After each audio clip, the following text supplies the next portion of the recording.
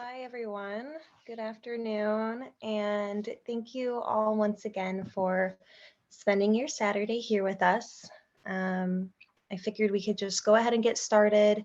I'm sure some more will trickle in as we get going, but this is our last webinar on soil before the Envirothon event. And in my opinion, this one is definitely the most fun. Robert and I will actually both be at the Wind Wolves Preserve assisting with the event. So as a first-time Envirothoner, I'm really looking forward to seeing how everything goes and learning more about the other themes that you all have been studying from the other subjects up until this point. So welcome to soil session number 3. Soil health. We're going to be talking about soil health, carbon storage, and climate change.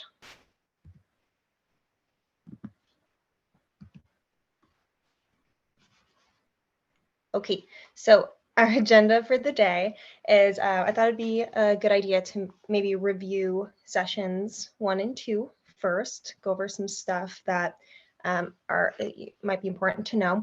Then we're going to kind of get in on the climate change intro, how climate change affects soils, agricultural land, and what the effects to that and how that influences climate change. And then we're going to move into some of the more positive stuff like soil health and soil carbon and compost. And then we will have some time for questions. So again, I'm Madeline. I am a soil scientist and soil health specialist for the NRCS in Northern California. And Robert. Hey everyone, I'm Robert. I'm also a soil scientist and soil health specialist down in Southern California. Awesome. And also both Robert and I have included our email addresses this time on the last slide, on the question slide, in case anybody has any questions that pop up afterwards and would like to reach out.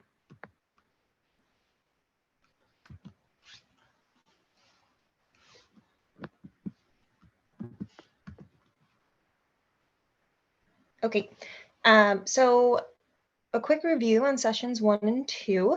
I wanted to first address the question about zinc and soil micronutrients that one of y'all asked last time that I was unable to answer at the moment.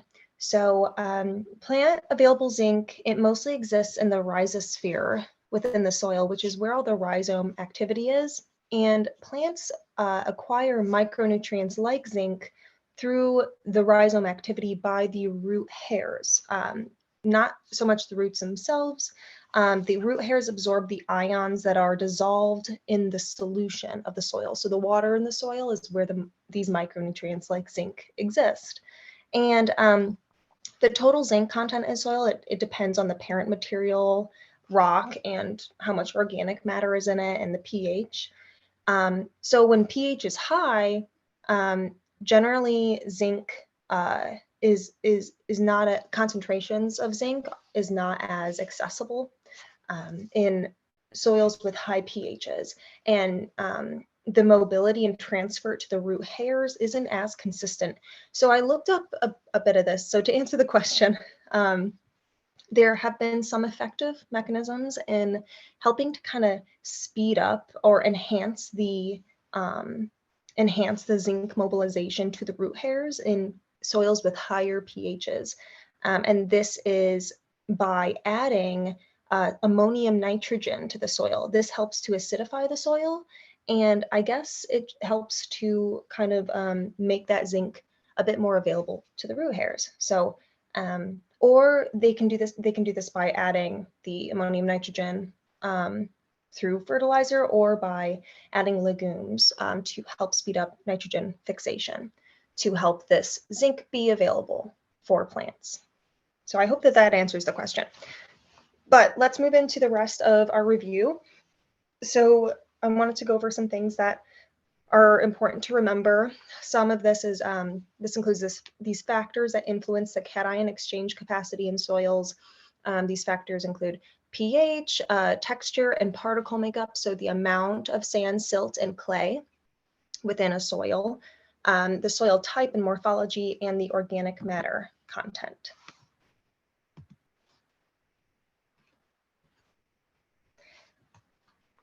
All right, so moving on to some more review. Benefits of organic matter include improved soil structure, and this is by allowing the soil to aggregate better. And this allows for more microorganism habitat and biodiversity within the soil. And these pores that these microorganisms live in allow for better water infiltration and water storage. And this means less runoff and erosion for the soil. Also, organic matter helps to improve soil fertility and suppresses diseases, and it enhances nutrient cycling and increases carbon storage within the cycle. So soil color. Color can be a useful indicator of some like general properties of a soil, as well as some of the chemical processes that are occurring beneath the surface.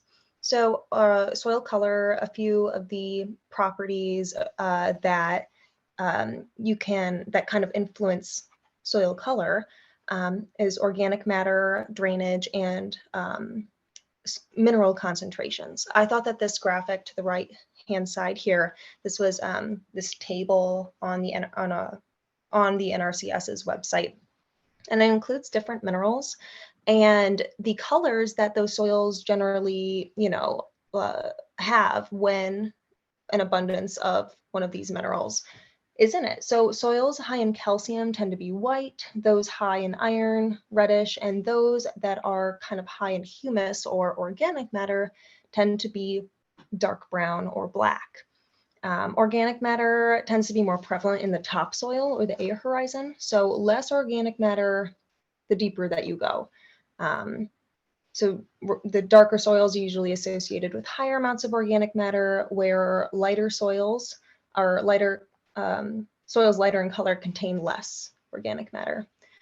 Also, another indicator of a soil could be soil drainage. By soil color could be soil drainage. Soils with good drainage tend to have brighter colors, and soils with poor drainage tend to have a grayish color. So that's important to remember. Oh, went a little too quick there. Alrighty, so last part of review here, and I think that we can upload these. I mean, these presentations are recorded, but I'm going to see if we can upload just the PowerPoint slides as well to the study materials. So a quick review on aspect versus slope. For this one, just remember that slope is measured in percent and by using a clinometer. And this bottom graphic here, we've got somebody holding a clinometer up to their eye, and it's this little contraption, and you look through it and you angle it to look at somebody else around the same eye level that you are, but parallel to the slope that you're on, and the number on it that you read will be your percent slope. While aspect is measured in degrees, so north, south, east, or west facing slopes. And this is measured using a compass, not a clinometer. So soil moisture content, just wanted to quickly go over this. Basically, the difference between saturation, field capacity, and wilting point. Basically, field capacity is when a soil loses all of the gravitational water from the saturation phase. So when a soil is set in the saturation phase, it has too much, extra water in regards to feeding a plant water. In the field capacity phase, it has just enough water, to feed the plant, and it holds no more extra. Gravitational water is the extra water that field capacity does not have. Wilting point is when all of the plant available water is lost and there's none left.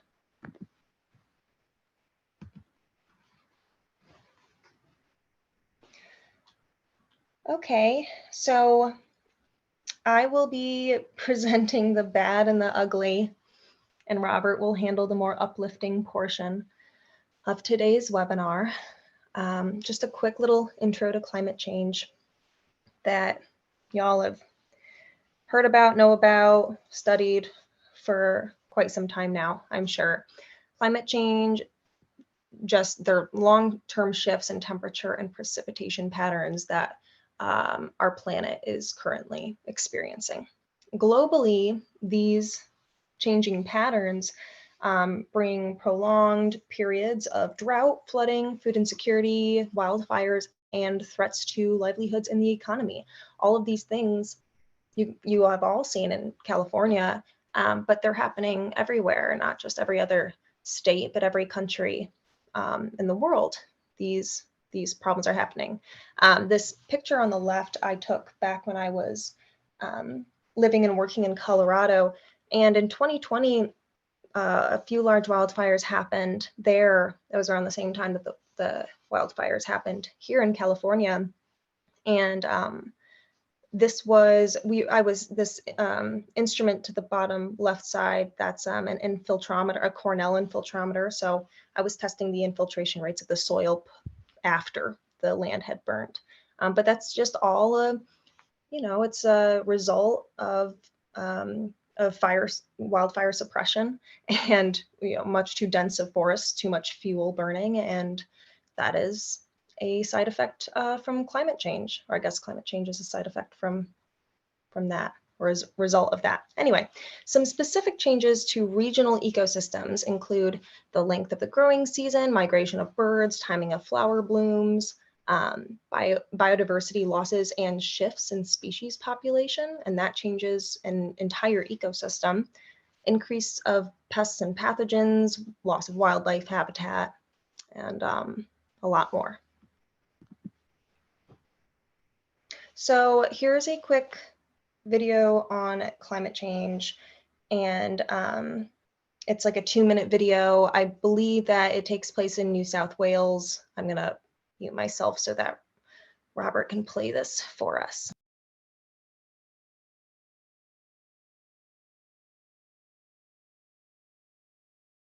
Soil erosion is irreversible. We are losing our soils at a much greater rate than they're actually being formed. The increases of erosion in the future due to climate change will actually make that difference bigger. That will affect our long-term food security through agricultural production, as well as off-site environmental impacts through water quality and sedimentation. Heavy rain that falls in a very short period of time during a severe storm is a major driver of soil erosion. If the rain is heavy enough, the soil cannot absorb the rainfall. It flows across the soil surface, taking with it a layer of topsoil which is rich in nutrients or organic matter. It can mean less production in land in terms of crop production and pasture production. It can also mean sediments getting into our waterways, lakes and estuaries. It carries with it nutrients. That can cause eutrophication of the lakes and estuaries, which is a build-up of algae. It can also affect the actual quality of the water in the lake, which can have quite major impacts on the aquatic ecosystems. In the near future, erosion is expected to increase across New South Wales by about 7%. In the far future, the increases are much bigger, up to about 19%. The areas of New South Wales most affected will be those areas which currently experience high erosion, and that includes areas along the Great Dividing Range, the North Coast, the Central Coast, and the Hunter region. The biggest thing a landholder or farmer can do is to maintain vegetation or ground cover, usually to a level of about 70%, and that will protect the soil from the actual raindrops and the surface runoff.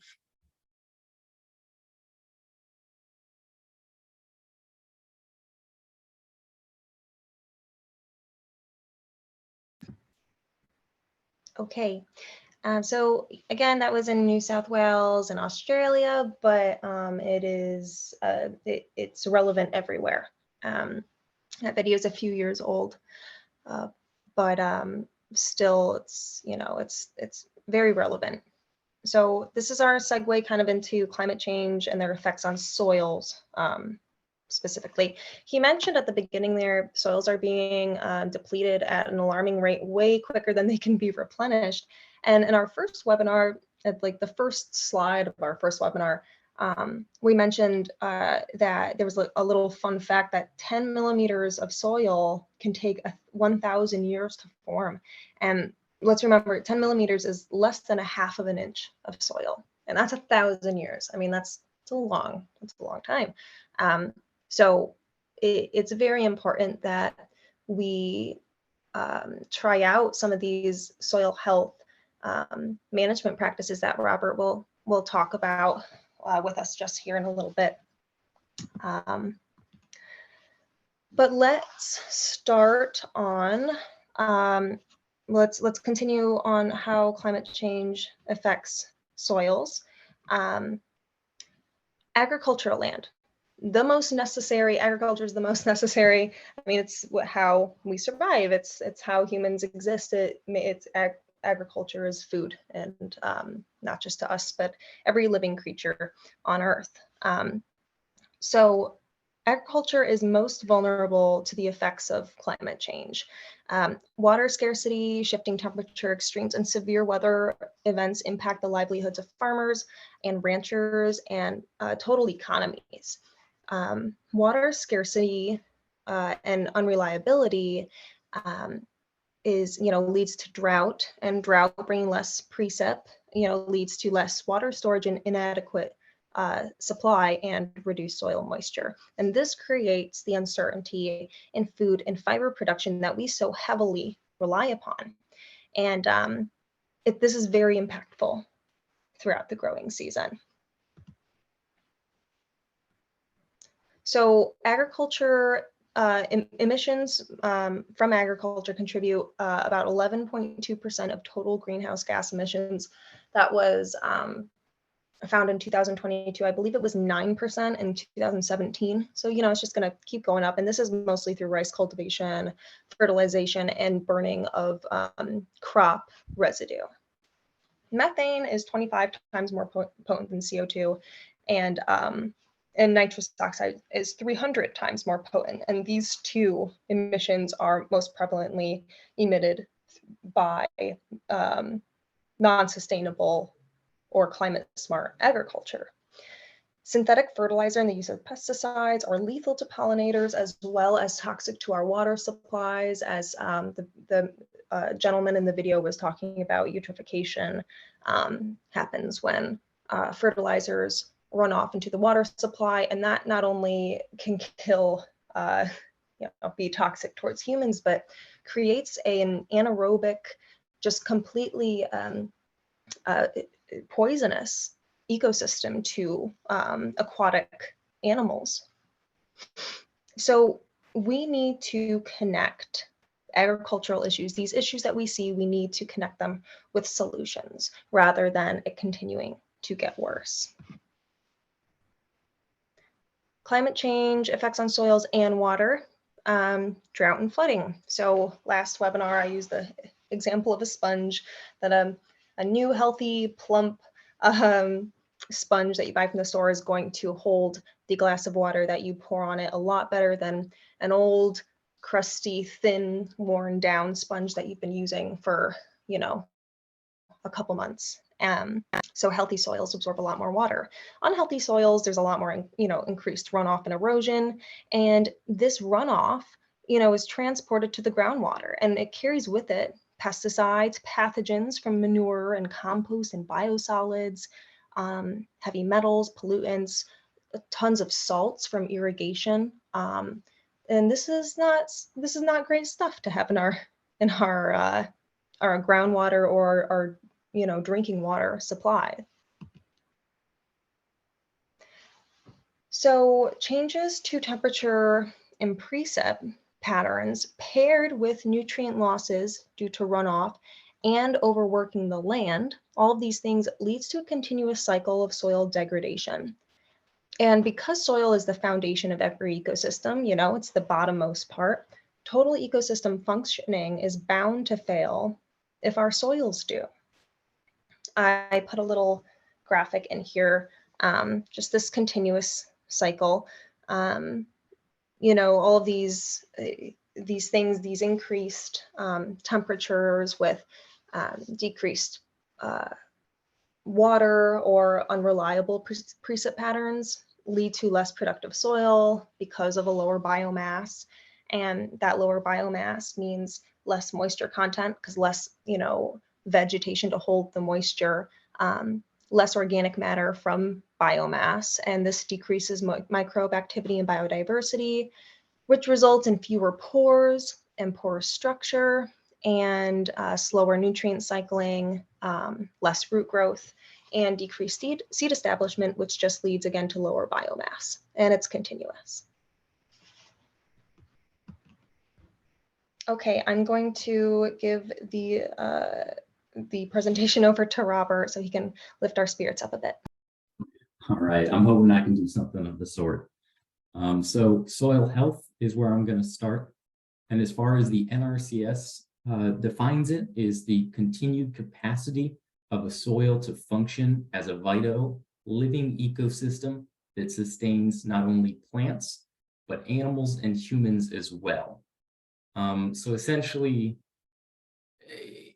it's the soil's ability to continue to provide for everyone that is involved, from the smallest insect to the farmer working the land.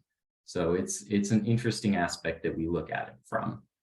We try and promote 4 main principles of soil health, and that is to minimize disturbances to the ground, to maximize the biodiversity, the cover to the soil, and then the living roots within the soil. And that's because healthy soils are more tolerant to extremes in climates. Things like droughts and temperatures. A soil that has better health is going to sustain those in a more efficient way.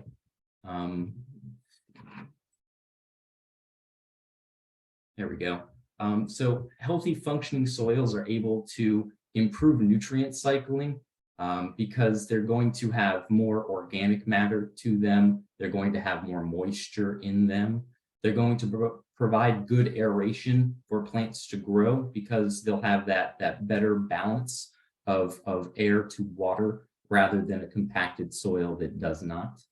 It will improve profitability because it can improve your yields. It can improve the health of the plants by having a more diverse population of microbes and bacteria in the environment. It can produce more food, fiber, and fuel, along with medical products at sustainable rates. And ultimately, the goal is to reduce the sediment runoff by holding that soil in place on the field. It can improve the water storage within the soil through the increased organic matter and make that water more available to plants when they need it, especially in times of severe drought like we've been experiencing here in California. Soils that are healthier are more resilient, like I'm saying, to temperature extremes, fires and floods as well. Surprisingly enough, a soil that has an appropriate moisture content at that field capacity can actually have more water infiltrate through it than a soil that's at that permanent wilting point, where it's going to have more soil run across the surface, causing more erosion and sediment runoff. A healthier soil is thought to store more carbon in the form of soil organic matter, which we'll get to in a little while.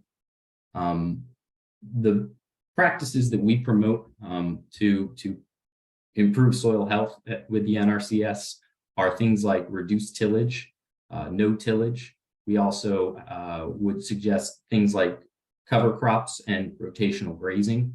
All of those reduce the sedimentation runoff, erosion, and compaction there on the farm.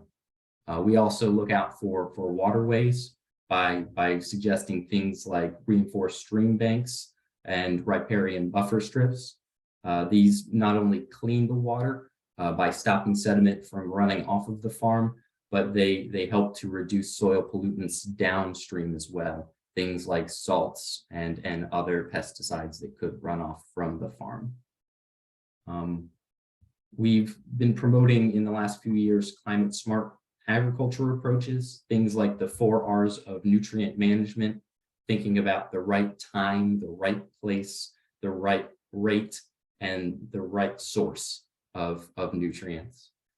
We also suggest monitoring and managing irrigation so you know that you're using the right amount of water at the right time, so that you've got the right amount for your crops.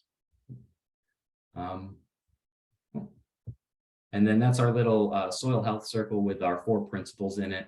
Just a good way of visualizing it. Minimizing that disturbances is minimizing how often you pass over the land, whether it be in a tractor, a car, or even on foot. Increasing the biodiversity is having more plants, more animals, more insects, the whole 9 yards. Anything to cover the ground, whether it be a mulch, a plant itself, or some kind of litter that is going to keep the soil protected from rain and other sources of erosion. And then having living roots in the soil not only helps to keep the soil aerated and allow for channels, biopores for those insects to get into, but it helps to secrete organic compounds that is going to increase the availability of nutrients within the soil. So soil carbon is going to be usually the darker substance that we're going to find on the top of soil. A handful of sources of that carbon can be different plant tissues, anywhere from leaves, stems to the fruit themselves. You could also have different types of animal products, animal wastes like manures, or even the animals themselves as they decompose over time. Essentially, soil carbon is going to be decomposed residues in the soil, and that's going to happen over time as microorganisms are able to break them down. Different substances break down at different rates, and essentially I've got them listed here by the ease of decomposition. Those sugars and starches are going to break down faster than the fats, waxes, and lignins. And so that's just, after 30 days, you might still have some larger, like cellulose, larger plant stocks and things like that, and that need to be broken down. And some of the fats and waxes take even longer than that.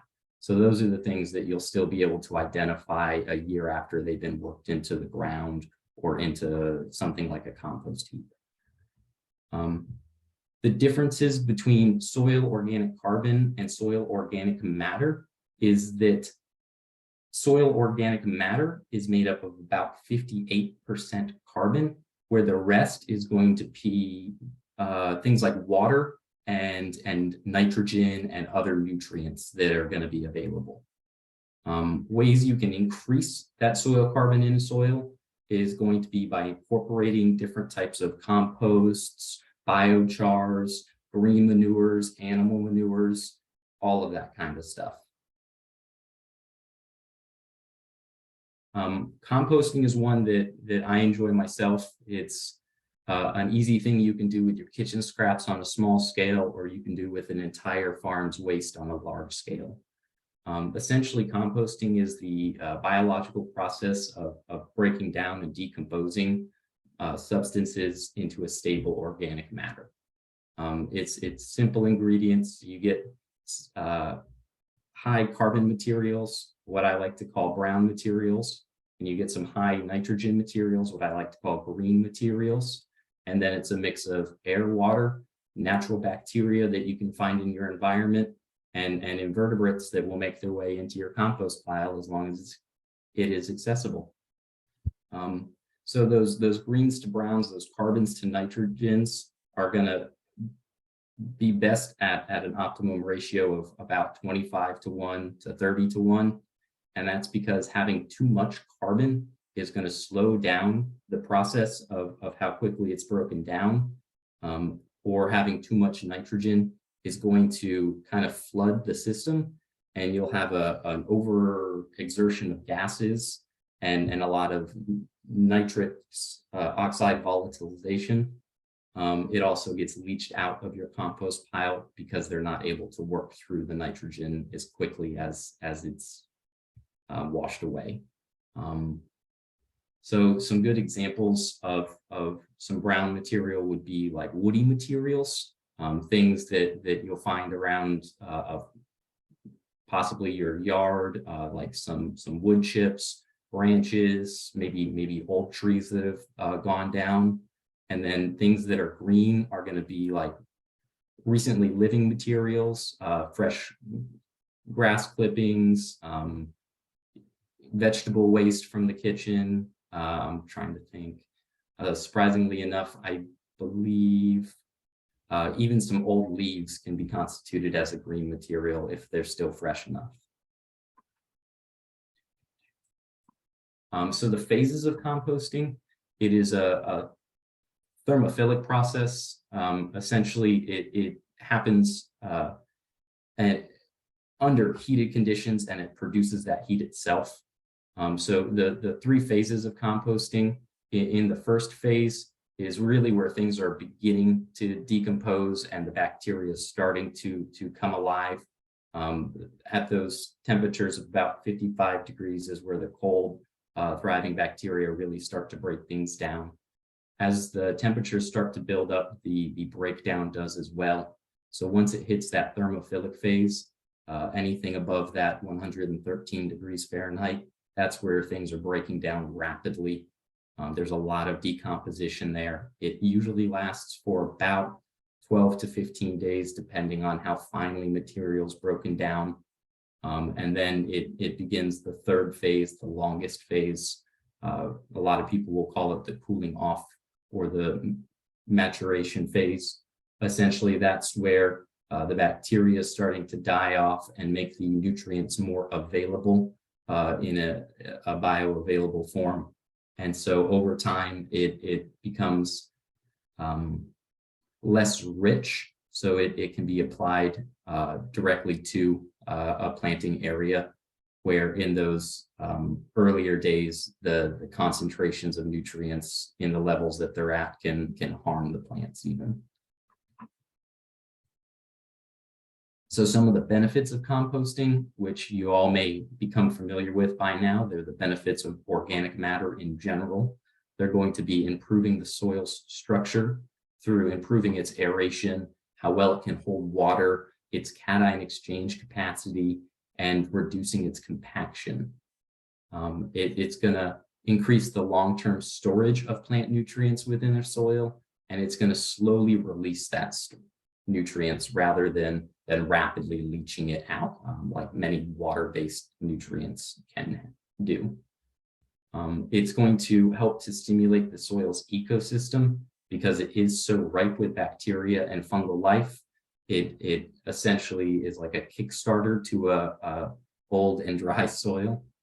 It's a great form of waste management for both at home and on farm. On the farm, you can process animal waste, you can process old silage and other residues from cropping years. It's a good way of keeping carbon on the farm rather than shipping it out or having someone clean it out. At home, it's a great way of just kind of helping to recycle things that you're not quite going to use but can use in a different way. Again, it's made predominantly of animal wastes and plant tissues. And then I guess we've got a little bit of time for some questions if anyone has any.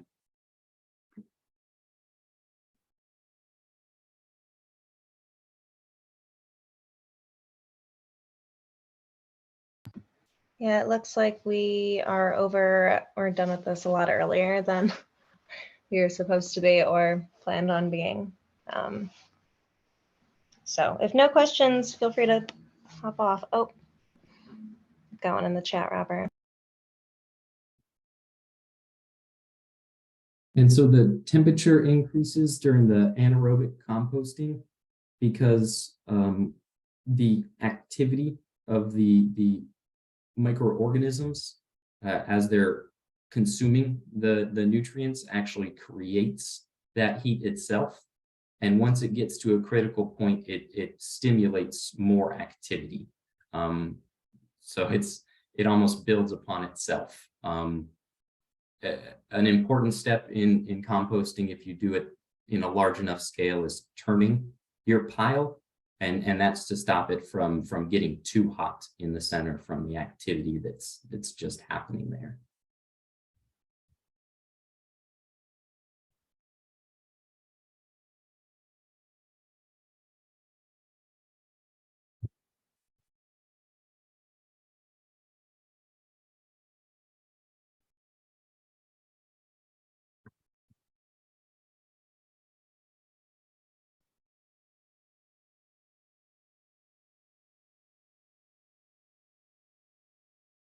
Let's see, we've got another one, and that is, what are some other ways to increase soil aeration besides organic matter?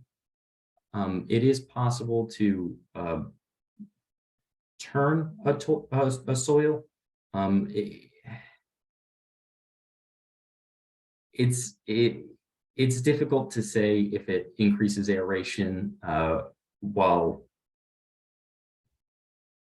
also increasing compaction. So it's kind of depending on where you want to fight your battle. But usually amending the soil with something like organic matter or like a stone or something that allows for more pore spaces is going to be your best bet. Any input on that, Maddie? So if you want to improve your aeration in a compost pile, it's generally encouraged to turn it with a fork or a shovel. But if you're just talking about your regular soil, aeration can be improved other than organic matter by planting vegetation that has extensive root systems that kind of aerates it. It creates pore space and rooting zones that help with aeration itself. It's kind of a longer term solution, but not super long term.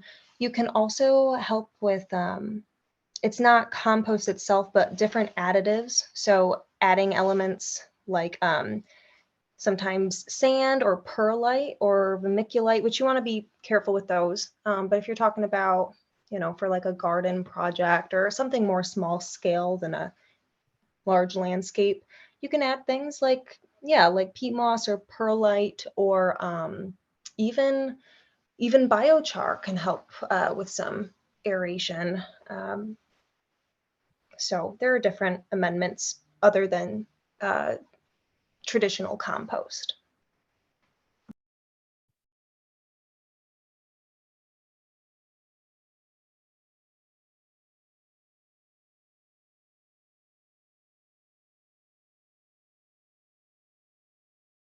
All right, do we have any other questions out there?